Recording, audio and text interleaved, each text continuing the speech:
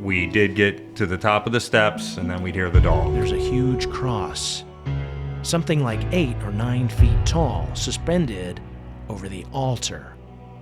They say this is where it happened. Although arson investigators ruled the fire suspicious, no arrests were ever made.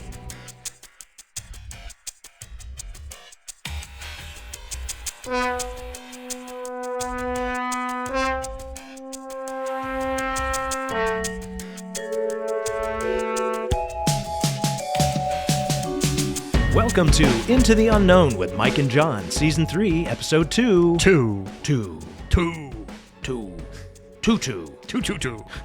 Nice. They say if you were going through hell, keep going. Unless, of course, there's a house. And then by all means, stop and see if you have the nerve to go in. Yup, you guessed it. Today, we cover Catonsville's Midnight Teen Challenge. Hell House. Hell House. I'm Mike Duber. And I'm John Fitzpatrick. Yes. And I think we dabble a little in the demon truck and some other things too. But hey, you know. So these are stories that are sort of on the outskirts of Ellicott City. I mean, they're in Yes. Ellicott, but they're in Ellicott City, but they're not in the town per Yeah. se. Although maybe some of them are, but they're yeah. Yeah, it's in there. I mean, it's triangulated with Catonsville. Right. Yeah, but so also, as you may have heard last week, if you listened to our Snallygaster episode, we mentioned that we have Luke Meiller back for this episode, but really it was just a continuation of the discussion we had with him from our Ellicott City episode. That was in Season 2. Yeah. So we've been sitting on this second half of the interview for a while. Yeah, so we just like, all right, we're going to turn off that interview and we'll turn on this one. And so Luke is back, and that's awesome. We like Luke. We like a lot, Luke, yeah. very much. So you're going to be hearing us talk with Luke about that soon. But before we do that, John wrote up just sort of an introduction to Hell House. We were not able to because we didn't have it on hand. Right. All of our facts.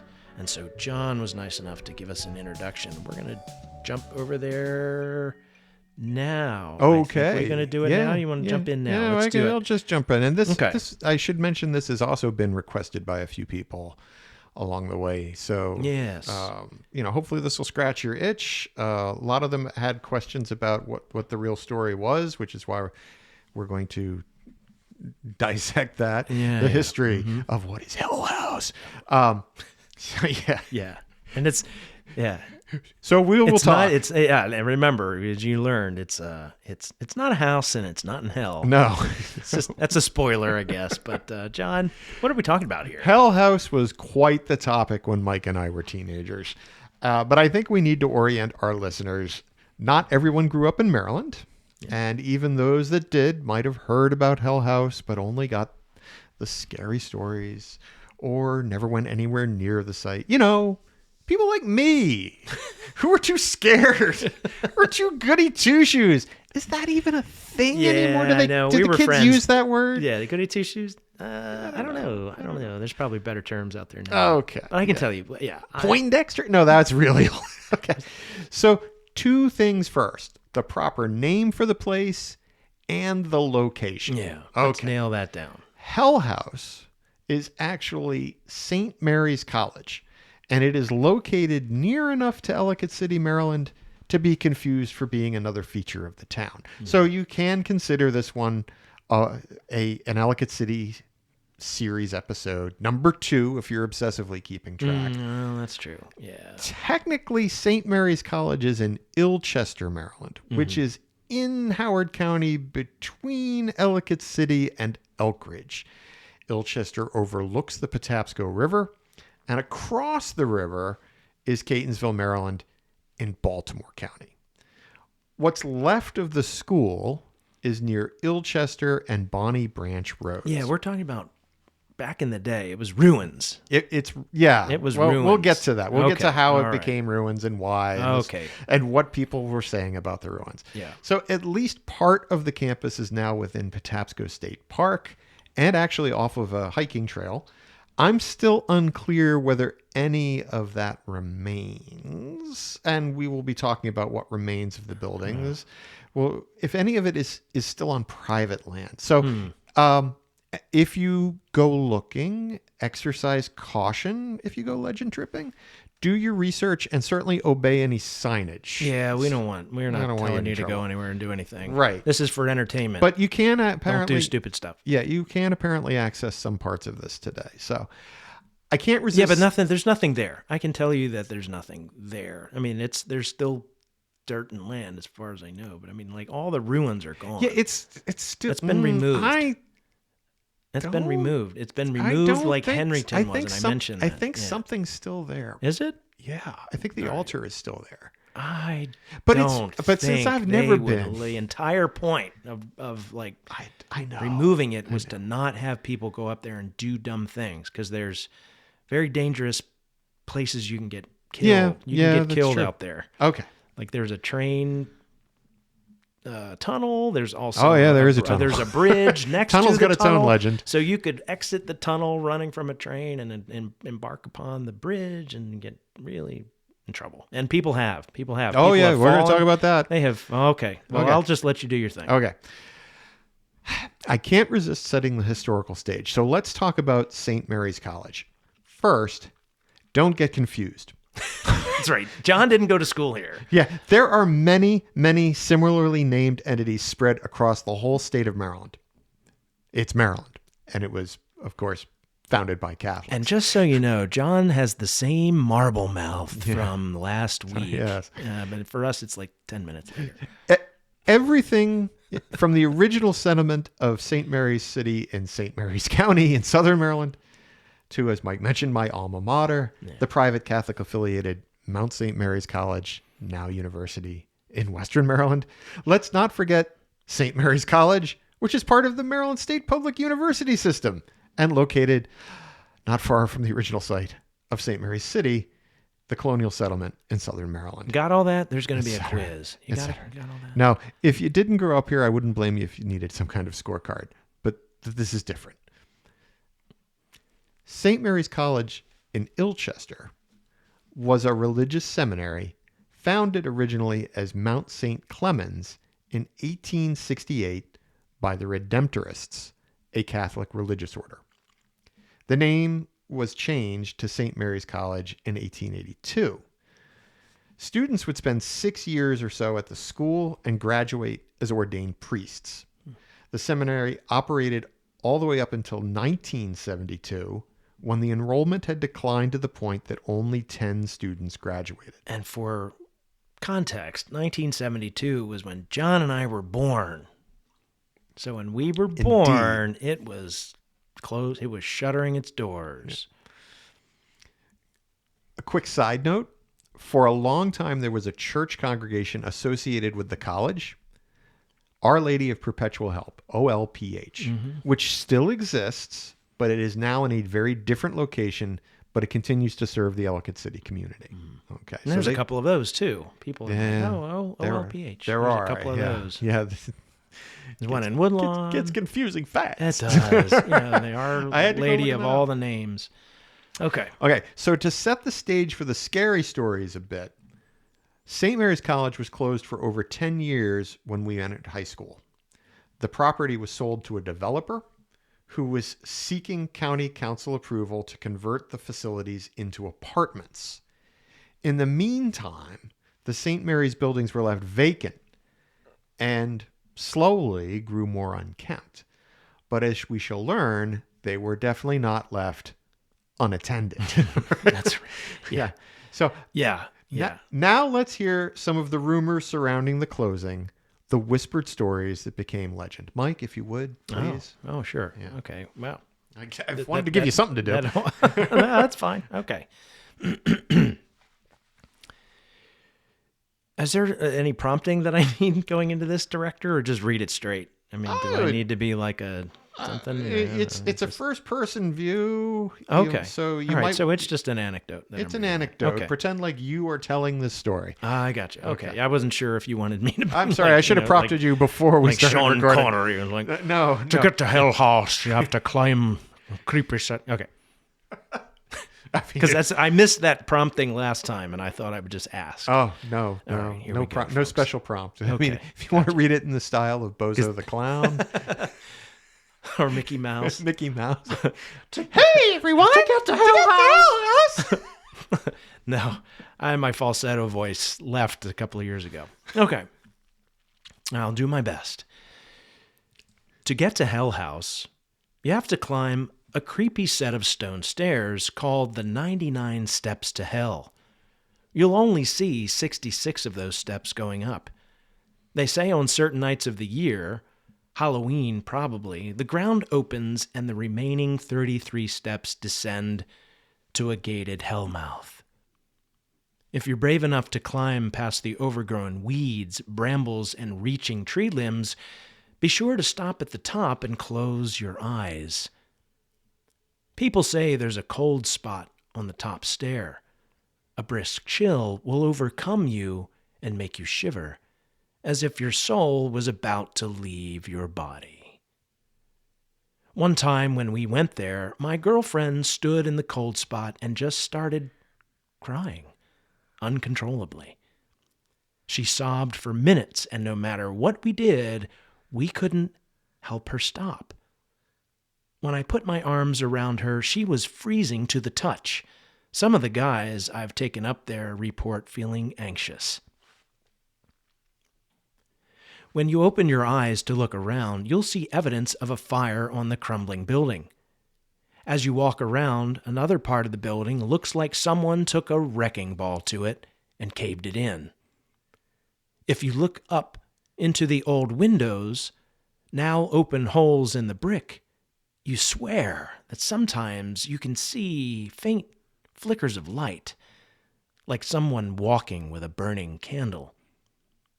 My buddy says he heard voices in the old buildings, maybe like a religious chant. There's a strange pit in the foundation of the site.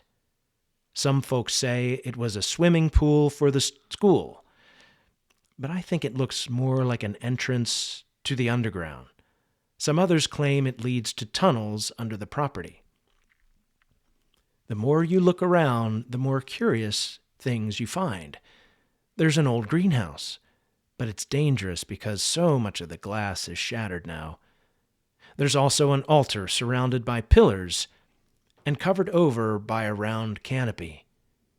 There's a huge cross, something like 8 or 9 feet tall, suspended over the altar. They say this is where it happened. The legend is that an insane priest was dabbling in the black arts, and he raped and killed 5 young nuns, and then hung them up around the altar, facing each other and in the shape of a pentacle. And then he shot himself. Folks say the ruins are now haunted by the women. Sometimes at night you can hear their tortured screams. I met one guy who said he found a ghostly priest in a long black robe praying at the altar, who turned around and chased him off the property, running after them with outstretched bloody hands and barking like a dog. I think he's lying, but who knows? This is all a true story, but it's hard to find records because the church covered it all up and then closed the school, leaving it all in the hands of a hillbilly caretaker. And whether you believe any of my ghost stories or not, you best be on the lookout for that hillbilly and his dogs. Good. Thank you. You're Thank welcome. you. Sure. So that was all based on some eyewitness accounts that I found. I've never while doing the research. heard that. It was That's chilling. It was strung together never heard that in the from day. several of them. Yeah. There was not one person's account. Okay. Yeah. So while all true accounts from people, witnesses, folks who visited the location over the years, aside from the colorful description of the brick remains of St. Mary's College, Almost none of this is true. Okay. Of course. Oh, man, Okay, man, so- I put so much into that, I know, too. I was I know. like, man, I'm telling you all some truth. And There were- I was like, nah. There were never any nuns, or sometimes they're attributed to female students. There were no female students associated with the college. Okay. But the stories do spark off of other contemporary 1980s, 90s urban legends about priests and deviant sexual practices, black magic, and the first stirrings of the satanic panic. Okay. Okay. Yeah, right.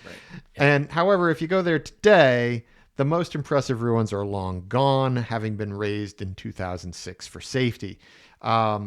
This is where it looked to me, but of course I haven't been there myself. You can still find the stairs. I know you can find the Stairs are there. You can see those from the road. Okay, and the altar, although supposedly the imposing cross came down years ago, because I found pictures, relatively recent pictures of them, some with the cross and some without. But when people post is different from when Yeah, they took again, them. the whole I don't goal was to stop people from going there, and you wouldn't leave the altar. And I don't even know what that is. I mean, I think you showed me a picture of what the altar is supposed to be at some point, but like I said, I don't know. When I was there, the ruins were circled by the long fence sections, and you couldn't get in. Couldn't get in. Okay. Yeah. Okay. Well, Although I was impressed because I went as a grown man and I'm like, I would not have gone in there. I got as far as the stairs at the top, and it sounds like there were a couple more back in the day. And I Yes. think I described that when we talked to Luke later. But, and but I never I never laid eyes on the building because I just didn't. the building is probably larger than you expect.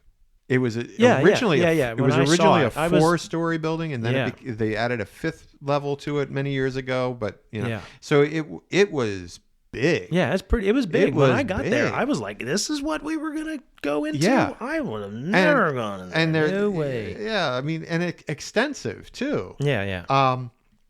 Well, Yeah. So it had to be imposing if you braved the stairs to get up there and Yeah. saw it. I have a feeling that a lot of people stopped right there. And in fact, I think Luke might have even said he stopped. Yeah, when you well- get to the top of the stairs, you go, "That's it." Well, here's the thing, right? Ready to go. I think, yeah. And there wasn't there, like I said, there was a picture. So there, for a long time, if it's not there now, there was an altar. There Yeah. was a giant cross. It's got a sort of Romanesque cupola over it. So it's got the 5 pillars, like they said, to describe it in nuns hanging. Yeah, I just don't. I mean, it just, does suggest all of that, but it was still an impressive piece. Yeah. That lasted a long time, even longer than the buildings. That's why I'm thinking it might possibly still be there.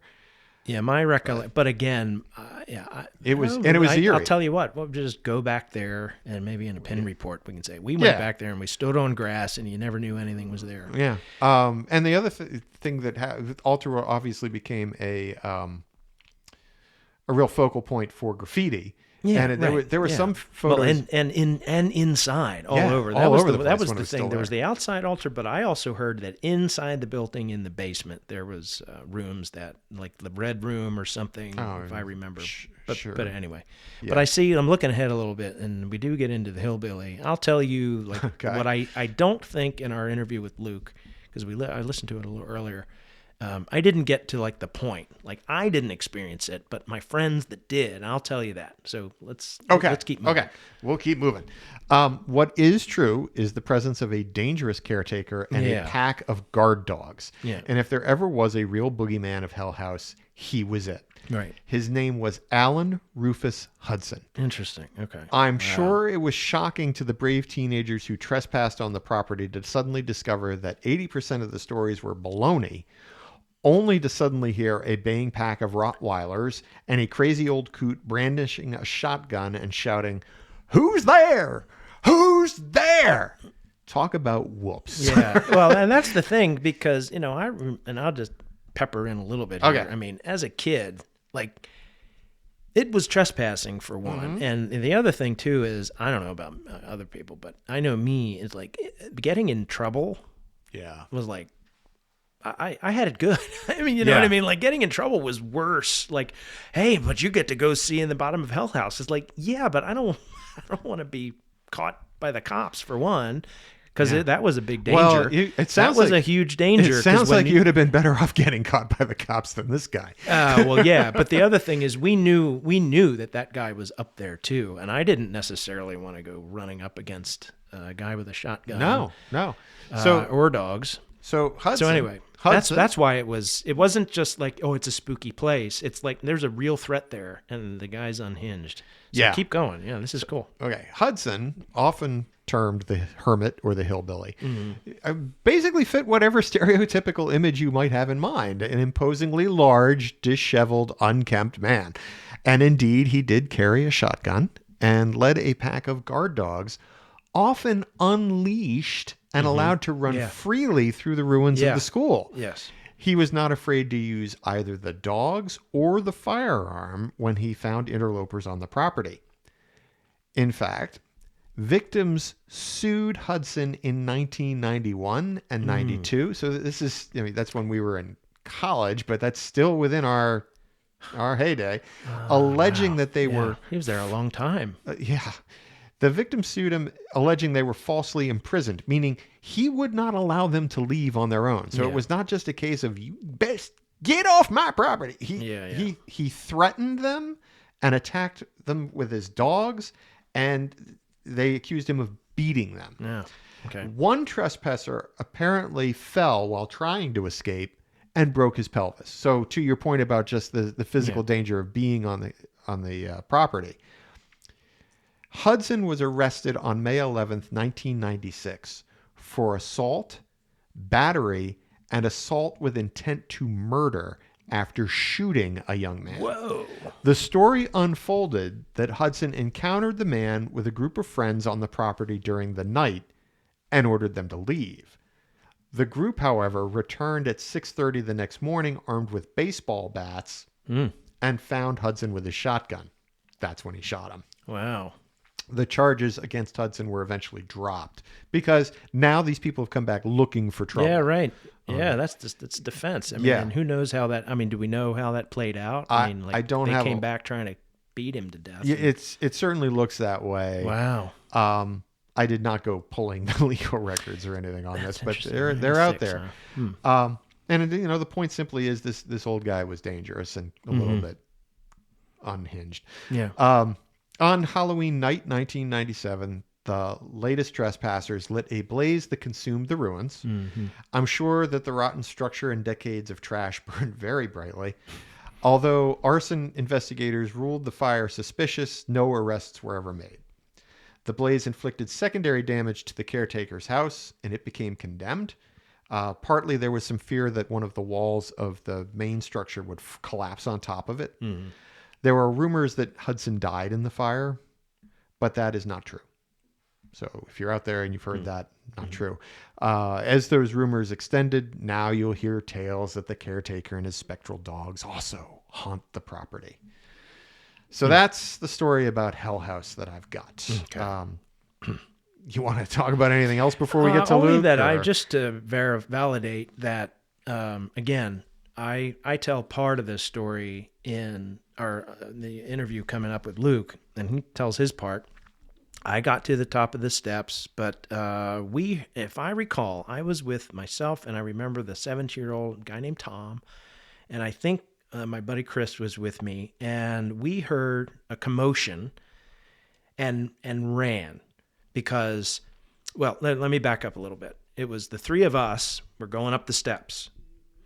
There was another, I know there were, it was three people. Three people were going around the other way. They were going to walk up the driveway to the house, and we were going to converge and meet up there. Well, we heard a commotion, and I honestly don't remember what it was. I don't know if it was a shotgun blast. I don't think that was the case. I probably would have remembered that. It might have been dogs barking. It might have been just yelling. But we got out of there. So we ran back down the steps. And later on, because remember, we don't have cell phones. This would have been in 86, maybe, 87. So I would have been probably 14 or 15. So I was not driving. I know I was not driving at that time. But the three friends, and we met up with them later, they said, Yeah, we were walking up the driveway, and then headlights came on, and a truck barreled towards us and stopped, got out. The guy had a shotgun. It was this Hudson character. Mm-hmm. And he said, "What are you all doing up here?" And they're like, we're just looking. And the one thing I remember is, and I'm going to try and remember what the name of that kid was, but he said, "Oh my God," right? And Hudson said, "Which God?" Something stupid like that. I think it was, but he had dogs. He had a shotgun, and he ran them off. They turned around and they started walking back down the road, and then they ran because they were not certain that they said he looked crazy, unhinged. Yeah, I do have to wonder how much energy he was reflecting back based on what he found. Well, like, you know what I mean? Like clearly these kids are not causing the kind of trouble others might. Certainly not the kind that would come back with baseball bats, you know? Well, no. I mean, I know my friends were not going to turn around and go, they're not there to cause havoc. Yeah. I mean, these, believe me, but they wouldn't have looked that way. But this guy's job was to scare them away. Right. And so he did his job and scared them away. He did his job, but then at the same time, this guy probably had other problems. I'm not probably, we'll just leave it there. We don't know. And but he certainly was very gregarious.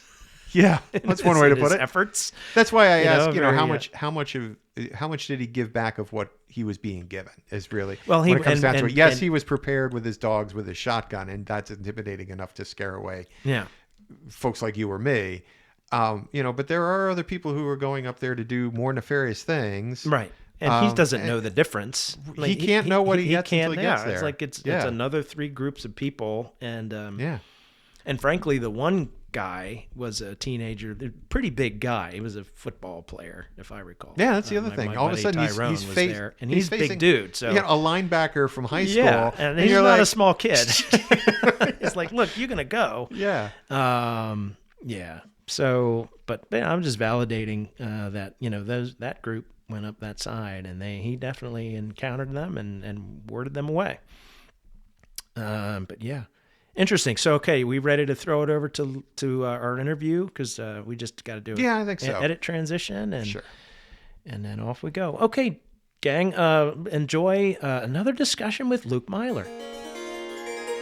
So we've got Luke Meiller back because he apparently has some interesting things to tell us about St. Mary's Seminary in Ilchester / Ellicott City, because they're so closely related now that it's hard to tell them apart. And as this episode is described, St. Mary's Seminary was notorious as being a hell house after it was abandoned from the previous incarnation. So, all right, Luke. You've been there. I haven't. Mike hasn't. We were too chicken. I'm very surprised you guys haven't. I was there later when the fence was up and they wouldn't let anybody in. What it was happened? Daytime. By the way, welcome back, Luke. Welcome back. It's really good to see you Thanks again. for having me. You were really great on that first episode, and we knew we wanted to have you back. But okay, back to Hell House. Everybody's listening. So let me start off by saying my first introduction to the area was in high school. It was a notorious place to go on the weekends when you had nothing else to do. Oh, yeah. But you can also you get a very good view of it if you go to, there's a rock climbing wall across and up the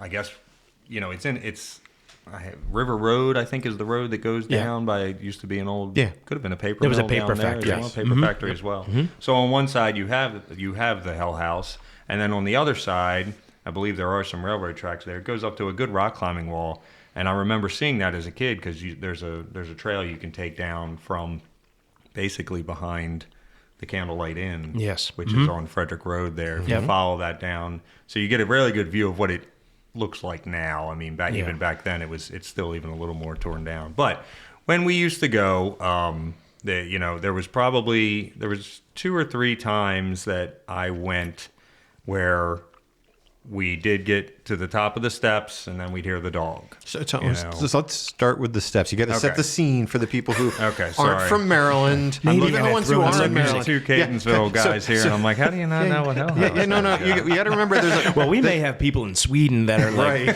Hell House? What? Hell House? Hell House? Yeah. So set the scene. We So, love Sweden, by the it's a way. notorious hangout because it's abandoned. Because it's a band. Okay. Right. And when you approach that, you talked about the steps. Tell us about the steps. Okay, so they're actually not the easiest to find, probably even That's harder right. now. Yeah. No weed whacker's been through there for a while. No, it's definitely overgrown. We used to think of it as the old, listen to a lot of Led Zeppelin back then, Stairway to Heaven kind yeah. of thing, because you look up and you just see the moonlight through trees. Oh, you're there at night. Yeah, Okay, definitely. don't- Would always- Oh, yeah. always Spooky go it at up, night. man. Yeah. You're there at night. You're at the bottom of the steps. You look up, you see the moon. So the road to get there is scary in itself. Okay, you have a very windy back road. Not a lot of people driving that road. Have to be very careful, hilly, up and down. And then when you get to the bottom, you're kind of just going to park and then look. And even though I'd been there a few times, I think I still had to find it every time I was there because it is very overgrown. But when you finally see the stairs, there's a small parking lot. I mean, nothing lined or anything, just an overgrown gravel lot. Just a lot. That used to be part of the paper factory, I believe. You might see a couple of the steps through the branches, through the bushes Through the that brush, are growing yeah. over it. And then as you get to the bottom, you could always, from what I remember, you could always still see a small opening at the top. And again, that was kind of the spooky part. I might even still have a Polaroid of it somewhere at my house. Show notes. Yes, So excellent. I'll have to look for it. I know I have a good view of the seminary from across at the rock climbing wall. But, it was always a matter of who could get the furthest. You would take 3, 4, 5, and Now, many high school kids as you could pack Now, in a why is car. that? Was it they chicken out? Who could get the furthest before they chicken out? Okay. And Well, it's not like, I'll let you keep going. Yeah. I That's don't want to okay. spoil it. Yeah, why would they get scared? What were the stories? What did you hear? so the stories were the stories were there was a caretaker, and there was a caretaker. There was. a Yeah. caretaker. That'll be in the rest of the episode. And the caretaker was scary, and we had heard about a dog, and I'm sure weekends were notorious for kids coming up there, so I'm sure the caretaker was around. I heard the dog plenty of times, and then I did hear that sometimes he had a shotgun or some type of weapon that he liked to scare people away with. So it was a matter of the fear of a teenager in the dark, not knowing what's in the bushes around you, to your right, to your left, what shadow might come over that little opening you see, and who would make it as far up the steps. And we would always, we'd have girls with us, we'd joke back and forth, oh, da, da, da. But the few times that we did, I made it up. I never saw the caretaker. I did hear the dog, and then you just take off. And you're gone within 15, 20 seconds. You're back down the steps, hope you don't fall, in the car, see you later. Yeah. And then we'd do it again a month or two later. Yeah, that's right. You work Yeah. up the courage to get back just out go there. out and do it again. See if you can get a little bit further. Had you heard any stories about the any legends about the actual property? I had not. I don't know the okay. history of the property other than seminary. Okay. Yeah. Again, so you had that religious aspect to it. Okay. I heard about a fire. I Yep. believe it was a fire that ended up, I guess, taking it down or whatever happened to it after that. I'm sure there's still some ruins up there somewhere. I There think the aren't. ruins They- have been removed. Yeah, they demolished them. That's why one of the Okay. reasons Yeah. why it's kind of difficult. Like we could go, if they hadn't demolished them, I would have said to Mike, "Let's go out and see it now as best we can." You can still get up there. You can get to the steps. I think the steps, the steps are there. I think the and, steps are because still there. I did go back later, and I was there when they had ringed it with fencing. Okay. They were going to bring it down, but you so- couldn't get in there. So have either of you seen the altar? I want to say yes, and Okay. it's an outside feature. It's not in the building, correct? Well, it's because the building came down around it. Oh, then no. Yeah. Then But no, I it did not. wasn't. It was originally an inside feature. Okay, well, there's another feature then that was an external thing Yeah. that had been adorned with different tagging and Yes. graffiti. Yes, That's that something was inside separate. it. No, was that's it? the same Okay. thing. It's just that the building came down around it, and for Okay. some reason that stood for a while, and that's gone now. See. Okay. Yeah. Well, they're going to remove everything that would draw a kid up there, which is the point. It's kind of like Henryton. You remember the Henryton facility? It's right out here in Marriottsville. They had to tear it down because kids kept going in there, setting fires or whatever. So I'm sure the altar was a goal. Yes. Of a lot That's of why I was people. asking. Yeah. Let's get up on the altar and see who can lay on the altar or Right, whatever. it might be, exactly. Right. Yeah, That sounds Yep, a yep, lot like yep. another episode we had. Yeah. So you had not heard about the Satanists? I had not. Yeah. Okay. So that's something I'd heard about. Yeah. I've had They mental used images. the altar. Yeah. Well, There was more to it than that too. Okay. But we'll I'm have just to. like, Yeah, are we going to touch upon the satanic panic of the? at the some 80s? point, I It's don't on know the that I edge want of that. we're still That's building. been done, We're but- still building the Hell House episode, so I'm not sure if we're going to get into that. But I wanted since to you brought it tease in. out some. Yeah, but I wanted to tease out and see what he'd heard. So you hadn't heard about the Satanists who were using the altar. So I'm going to assume you hadn't heard about the priest who killed the 5 nuns. No. Okay. No. There's an article. Just checking. I I have mean, not. sometimes if you Which jog is- a memory, it comes out. No, That's I know, why I'm I know. asking. Well, the altar kind of did. Okay. When you said that, just because I said that was the I remember kind of hearing about. Oh, that must have been that was the goal was to get. Yeah. That could have been the end game of getting up the steps was to get to the altar before the Yeah. caretaker got you. You Yep. know, so. Yeah. Yeah, and so let me ask you, because I know that the my high water mark of Hell House was at the top. I'd gotten to the top. And if I recall, at the top then, there was a grass field. I kind of remember sort of a grassy area that sloped up from the stairs. I never visualized a building. But I just remember this grassy area. And what was happening is I was there with 2 others while another group was going around the other side. There's an access. I think there's an actual driveway There that is. winds up. Yep. They were There going to is. walk their way up.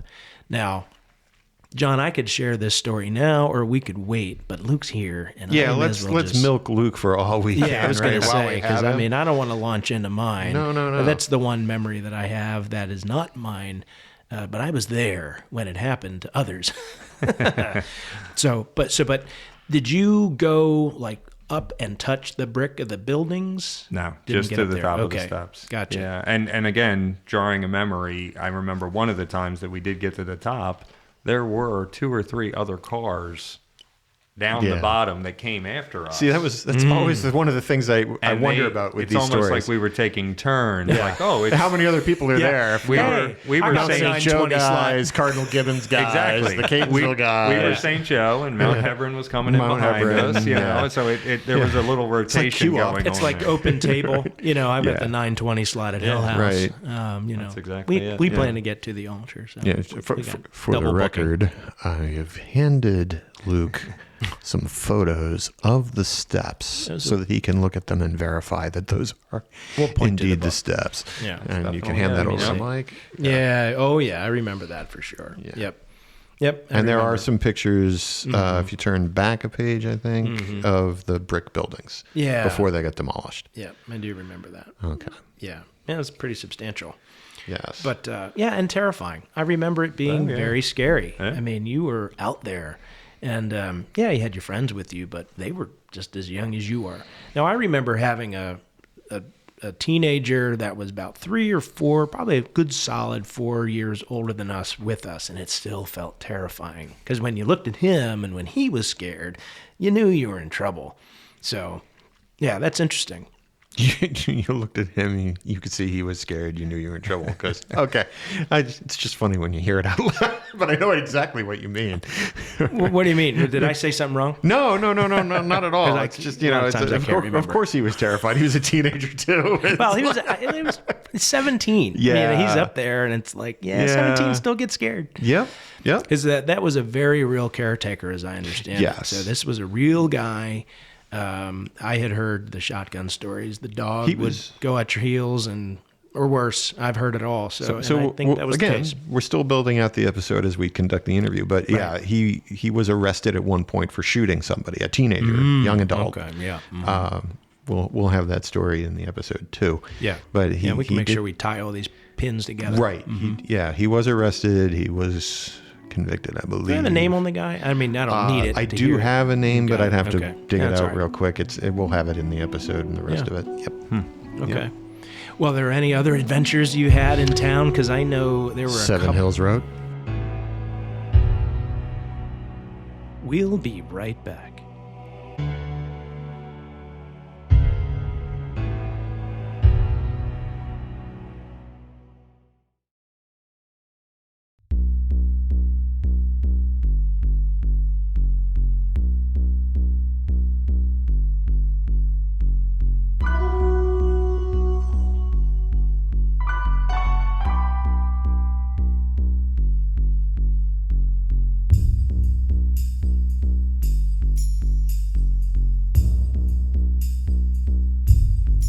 Well, I do remember the Seven Hills Road. Did you Yeah. did you all drive The Seven Hills? driving Seven Hills to see if you could see. Well, luckily, knock on wood, nobody got hurt. But Yeah. Seven Yeah. Hills Road. Again, all those roads back there were just, they were scary, windy roads that you cross little bridges someplace and you'd stop to see if you hear a heartbeat or something like that on the bridges. That might even bridges. be another might even be another a legend back there somewhere. So yeah.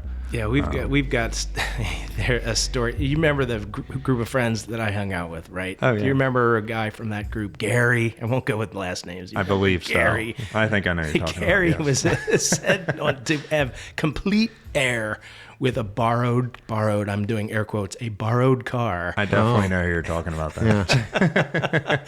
That's a story that's not for a paranormal podcast. It was totally real, and he came back and he said, this thing's barely running. Yeah, I believe it. Yeah, so, man.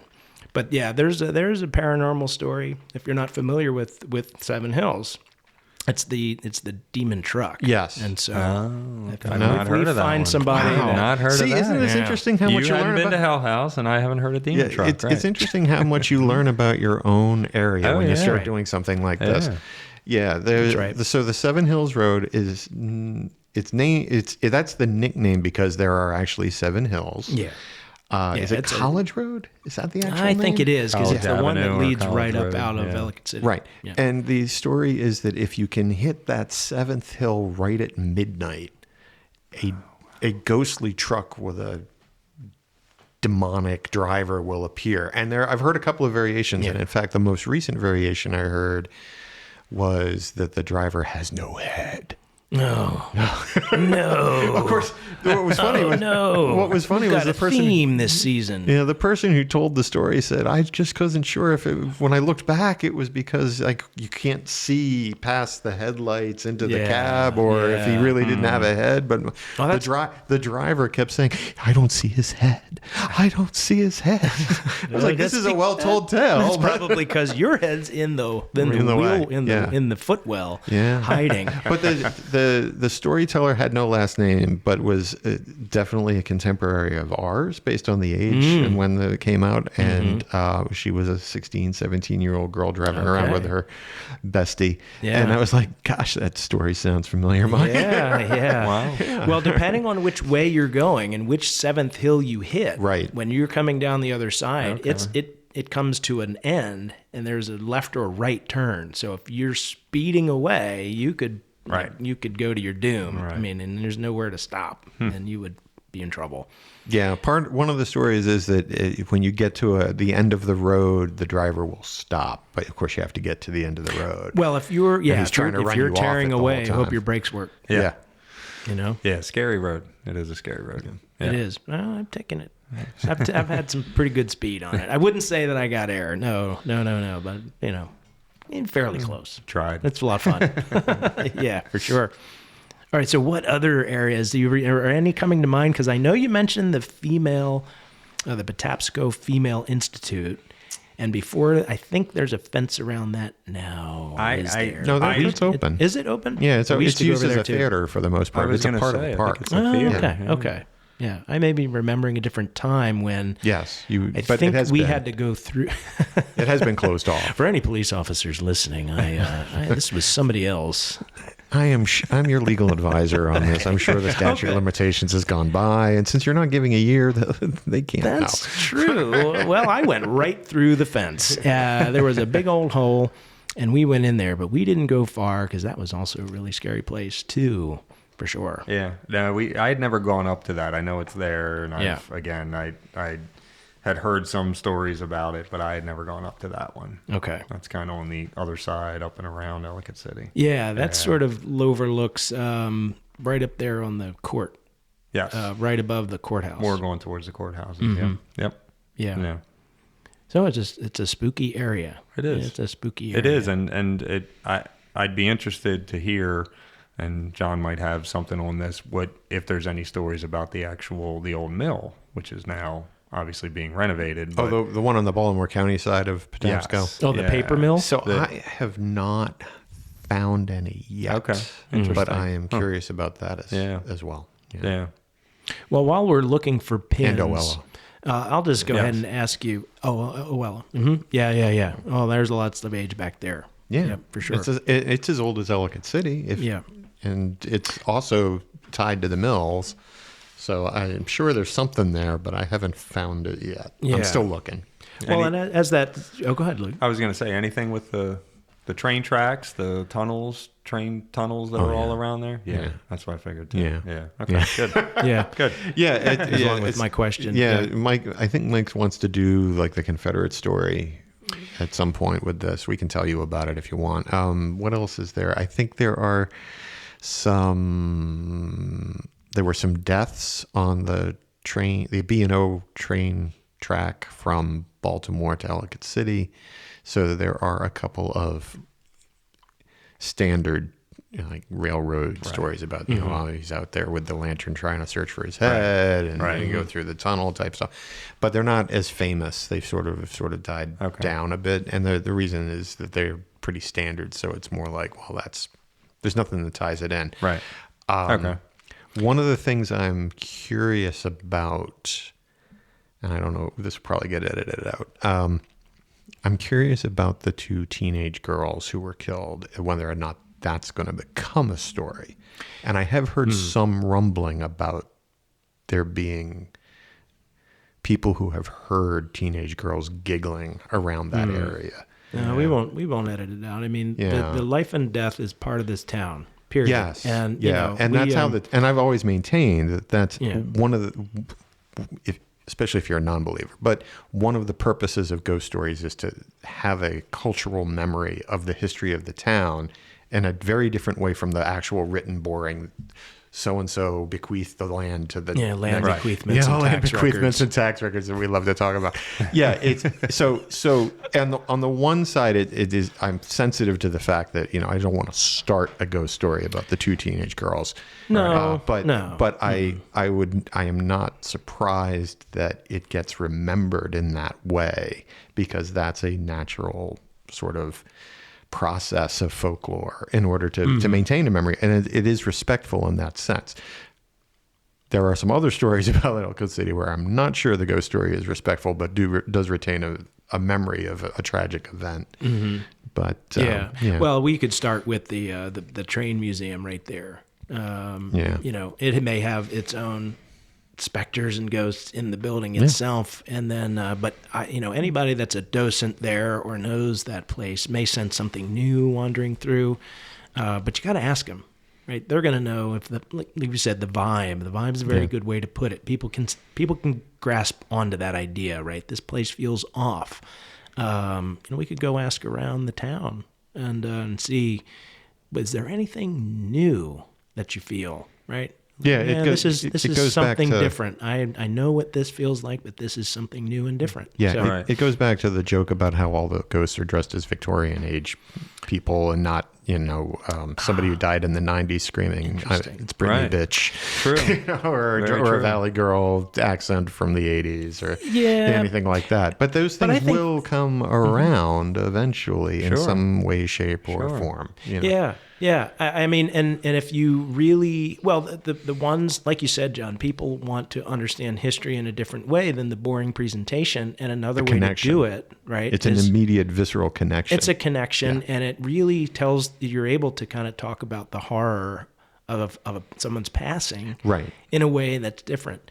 But if you look at, it also is still occurring. It's an immediacy. Yeah. It's not just that event happened in 2012, if I remember correctly. Right. It's that it's happening now, and that it's a memory that the possibility is it could happen again. There could be another train derailment. There have been lots of train derailments on that section of track. There are, and again, I'm the guy that sampled from the ghost shows. Just to look for threads of truth across all of them, and you get a sense of what's going on. But you look at some of the stories that get covered, there are train derailments, but the point I wanted to bring up was that a lot of these stories do talk about not very old stories, 40, 50-year-old stories of tragedy where, it's like, well, a psychic goes into someone's home, they have claims of, disturbances, and they said, well, as best as I can tell, this is, a quarter mile from where this tragedy happened, and these folks are wandering through here. And this is from the 40s or 50s or something like that. So I know you're being facetious when you say, oh, they're all in Victorian garb. Right. It is very funny. But at the same time, there are stories Time marches that are modern. on. Yeah, they do. And when people say old time clothes, that also changes in terms of, well, what's old time? So the Victorian ghost is the joke. But, the 20s, gangsters from the 20s, which there were a few in Ellicott City.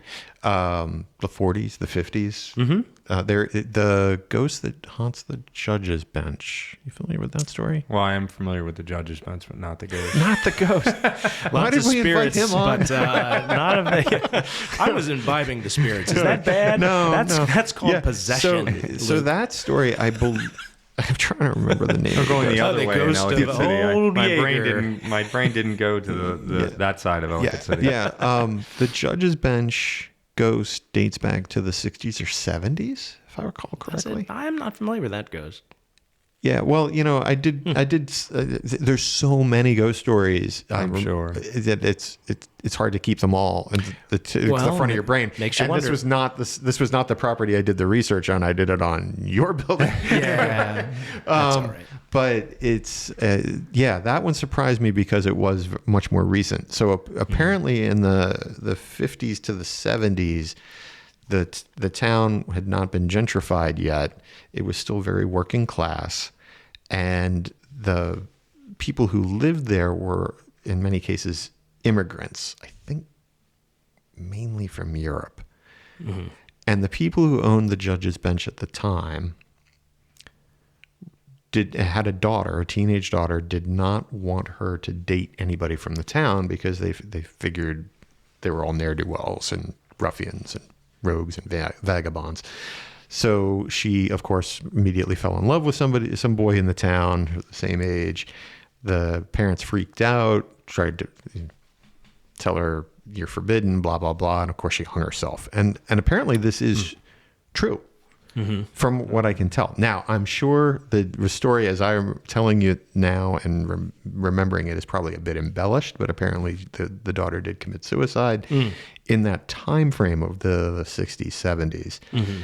And now the judge's bench has a ghost there. And in fact, one of the more interesting sidebars there is that one of the bartenders over the years saw her a lot, to the point where he says, I talked to her and I have a little bit of a crush on her. Oh my. Oh my. Interesting. By the way, your ghost's name is supposed to be Trudy. Oh, okay. the footprints? Yeah. Okay. Trudy. Yeah. Where does that come from? Apparently there was a woman who hung herself, similar type story, fell in love with the wrong person, tragic separation, and she hung herself in the stables. Yeah. Wow. Okay. Yeah. Now I don't know where they're getting the name Trudy per se. But interesting. Maybe some record somewhere. Yeah. Right. Well, I got it off the internet. I got enough things. There were some TripAdvisors for that too. This is my new thing. I'm like, okay, we've got a haunted location. Let's see what the TripAdvisor says. Oh, wow. And it's a gold mine. Yeah, well, that's where you're going to get. I had my own experience while I was there. Yep. I'm a psychic, and here's what I saw. Yeah. But here's me again. Always looking for that reason why. And if I draw upon other areas of study that I'm looking at right now, what the idea is that emotion pokes a hole in the fabric of consciousness, and it leaves a residue. And that is, and how is it captured? How is it residual? How does it stay? Anybody's guess. I'm hoping science comes along and helps us with that. But people certainly experience things. There are other ideas, and this goes back to the Howard Lodge episode. Hopefully you'll have a chance to listen to that, Luke. But there is someone we feature who owned a house that was haunted and called in an investigator. Her name was Jacqueline Emery. And one of her attestations about the ghost, and this is where John laid down his joke, like they're all in Victorian garb. But if you recall, John, she said, I know he's from the 1840s because I know he is a man because I can see him in my mind's eye. And what the suggestion there is, I may not be seeing him, but I'm seeing him. It's almost like a psychic image that she's getting. So is there a crossover of what we see in our mind's eye, what we imagine, that gets manifested, if you will, into the reality that is actually a past reality that is... And because of that emotion, we can attenuate to it like you would use your radio to pick up 106.5 or whatever, right? And tune in to something that is being broadcast and discoverable. So, yeah, we're still looking, we're still searching, we're still talking, and we've dropped a couple of pins here.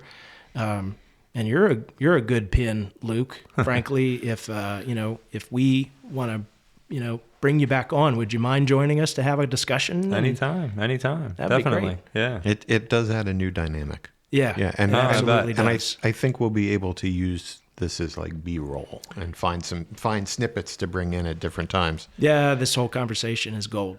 Yeah. Really, to have you here. And it's gotten much more comfortable as it's gone with me too. I told you. But even the next time, it'll even be more comfortable. Right? Yes, that's right. So. That's why I let it go. I was like, oh yeah, don't cut it off. We should continue talking and see what happens. No, we just keep going. Yeah. Because it is a product, but at the end of the day, it's a conversation. And you don't want to over-edit a conversation because people start to wonder, like, well, what did he cut out? And what did they say? And then they spend too much time wondering about that as opposed to just letting it roll.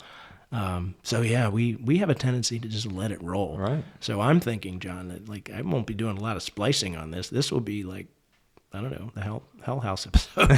Frankly, as far as I'm concerned, we'll see. I think we got a lot more we can do for Hell House. We got I think we can find somebody who went to the altar, and I think we can build around the wraparound story about what was it, what were the stories. And then what happened at the end, and then the caretaker's legal troubles as well. Yeah, because he really did chase off a lot of kids. Yeah, and was cantankerous. Yeah, I'm sure he did. Yeah. So, and then we'll pick up these pins and we'll just say, hey, remember when we had Luke on? And we'll cut your voice in, and we'll play the conversation. So it'll be great. It'll be valuable. It'll be great. Yeah. So before I look forward to hearing it. Good. Well, we hope you listen, and we hope you bring your friends along and say, hey, you gotta listen. Yes, I brought the cards. That's right. So we'll give you a card or 5 or 10 maybe. But Luke, one of the questions we have before we wrap it up is, as you're sitting here and you're hopefully enjoying yourself, it sounds like you are.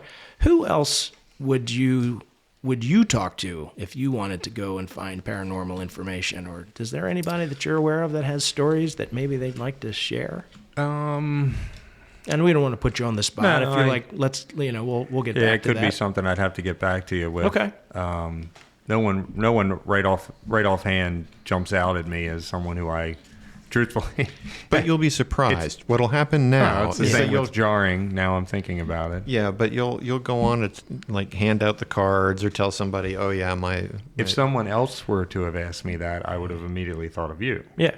You know, Yeah, exactly. But you were the one who asked me that. So, but He's like, "What the hell? You got a if someone podcast?" else would have said, "Hey, who would you discuss this stuff with?" I'd say, "Oh, I'd call Uncle Mike." You know, so yeah. Awesome. Yeah. All right. I like that answer. Well, if you run across folks or later after this gets aired and they go, "Hey, I wouldn't mind talking to those guys," and you are welcome, send them our way. I will. Yeah. I definitely will. Figure out what to do with them. Yeah. Well, we'll listen to them and add them to the long list of stories that we have about these amazing towns. We're really lucky to have grown up in these very interesting areas, not just for the cool shops, that's fun, the bars, and with great bartenders like Luke, but also the amazing history. There's a lot to learn, and then also the paranormal, which is that science that we just don't understand yet, waiting in the wings to be discovered. So I think that's a wrap for us, folks. And again, Luke, thank you so much. It's been a lot of fun. And John said you brought a dynamic, and I think you brought a lot of positivity to this discussion today. Very fun. today. Definitely. Thank you for having me. And then again, I can't wait to come back. That'd be great. Awesome. It's a good time. Very good time. We're looking forward to it too. All right, gang. All right. Well, it's always nice to have Luke Meiller, don't you think, John? I think we need to find an excuse to bring him back. Yes. We did. I remember we were having such a great conversation. Yeah. And then we switched topics. We went from the bar that he worked in over to Hell House. So I hope you enjoyed that discussion. And we peppered in some other things like the demon truck and some other things, Judge's Bench and so forth. One thing, though, that we were not able to do was find somebody that went to this altar. Yeah, and I would hope that if anybody out there has been to the altar, that's another good excuse to contact us and provide some feedback. If you're interested in coming on, we have actually broken the technological barriers down, and we can actually do it remotely. Even if we can do it by call in and get some pretty good quality. So you don't even have to come to the undisclosed location. We can collect your story and maybe feature it later. You could be on vacation in Bimini and looking at the Bimini Wall. At the Bimini Wall, doing snorkeling the Bimini Wall. Right. Didn't expect that one today. Yeah. Well, I don't know. I would like to go to Bimini.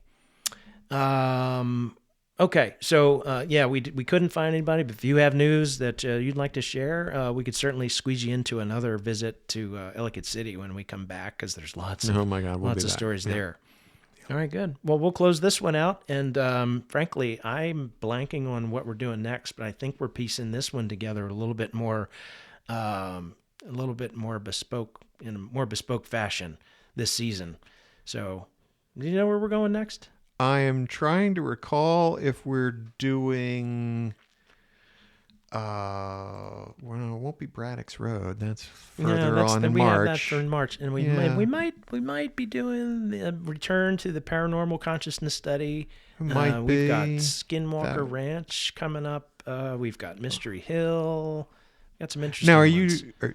Are you writing up the Skinwalker Ranch? Yeah. Okay. Yeah, I will eventually. I'll do the background adventure. Okay, I will do the background research so that I can riff off of you, because that's a good one. That's a good one. No, it's a good one, and I watch enough of that one to have a good handle on it and what's happening there, and any splash damage programs that deal with the info as well. Okay. All right. Well, let's close this out. So thanks for listening as always, and we'll see you all next week. Bye. Bye.